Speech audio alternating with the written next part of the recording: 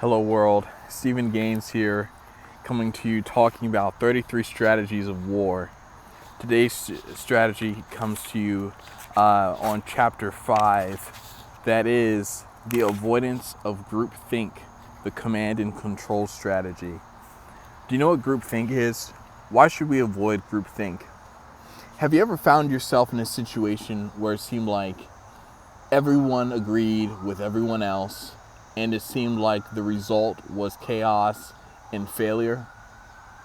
Failure of an objective, failure in the performance, just an overall bungling of the activity.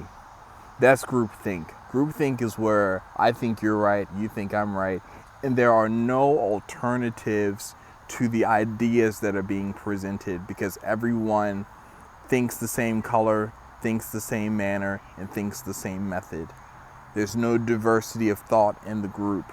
That is the central kind of idea behind groupthink. In this chapter, chapter 5 of 33 Strategies of War, it talks about how General Marshall is trying to renovate the War Department right before World War II, right around the time when the United States is thinking about entering the war.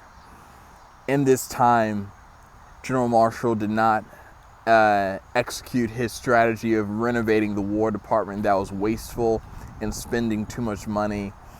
He did not renovate it by sending out memos. He didn't send out communiques throughout the department to say this is what we're going to do. He simply chose a handful of people that spoke clearly his message and delivered his message in his manner of leadership like a medicine throughout the organization. What a lesson to be learned there. You're a leader, you're a follower. How can you, as I've heard very wise individuals say, how can you be the medicine for your organization? How can you kind of be the one to make the difference, to transform how things are done? Colonel Coley, that's for you.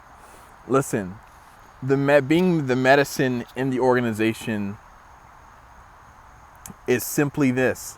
It is being the individual who makes sure that the organization as a body remains healthy, remains fluid, remains fast, and remains unwasteful and thrifty in how they handle resources. Now, my channel talks about how the excellent person is wise, they're gracious, they're patient, and they have fortitude. How can you be wise in the avoidance of groupthink? Well, for one thing, you have to think for yourself. In groupthink, you have to understand that if everyone is kind of coming to an agreement, you have to stand back and say, now what are the alternatives? What could we possibly be missing as a group? No matter how much time a group spends kind of coming to a decision, it's always wise to make sure that there are alternative viewpoints that have been heard. What about patience? How do you have patience in avoiding groupthink?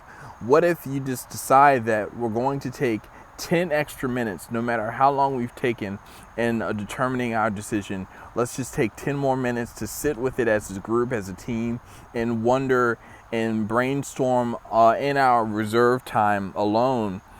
Can we figure out a way to achieve this objective in our own space?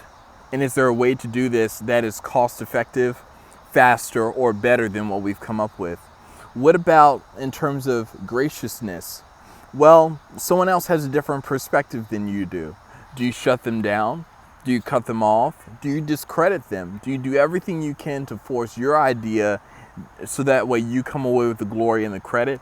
Or do you allow someone to have a different perspective for the purpose of making sure that the team doesn't fall apart? Or do you have fortitude? Fortitude just might be enforcing groupthink as a leader. Maybe your team is finding itself involved in groupthink, but you as the leader have to decide, I don't think we have the efficiency nailed down yet. I don't think we have successfully met our goal yet, the way that we've come about getting to this decision. You have to have fortitude as a leader to avoid groupthink.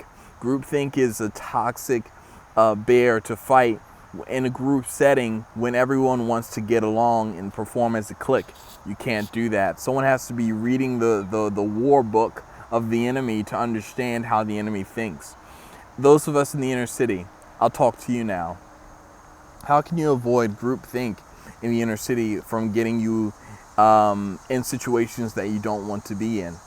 Are you in a neighborhood where everyone kind of agrees that drug dealing is kind of the way to make money? Are you in a situation where everyone in your family has kind of always thought the same way in terms of how to spend money, how to approach education, how to approach having a relationship with God and the Lord Jesus Christ? Are you in a situation where everyone kind of around you thinks the same thing? This is Steve Gaines here screaming at you. Remove yourself, even if it's to your a place of solitude, just to Google opposing viewpoints. Look up books that you can read. Look up videos you can watch on YouTube that tell you, hey, maybe you could qualify for getting a license to drive a truck. Maybe you could qualify for going back to school and getting a GED. Maybe you could qualify for getting your criminal record expunged. Maybe you could qualify for a grant that you could start a business. You never know where resources are, and people out there have resources that you can take advantage of. So I want us to think about how we can have fortitude, wisdom, patience, and grace, being an excellent person and avoiding the groupthink strategy. If you find yourself agreeing with everyone else in the room, you're in the wrong room. If you find yourself agreeing with everyone else in the room, you're in the wrong room. Be different, stand out. The Lord bless you and keep you, make his face shine upon you and be gracious to you, lift up his countenance upon you and give you peace. This is Steve Gaines coming at you. Have a good one, everybody.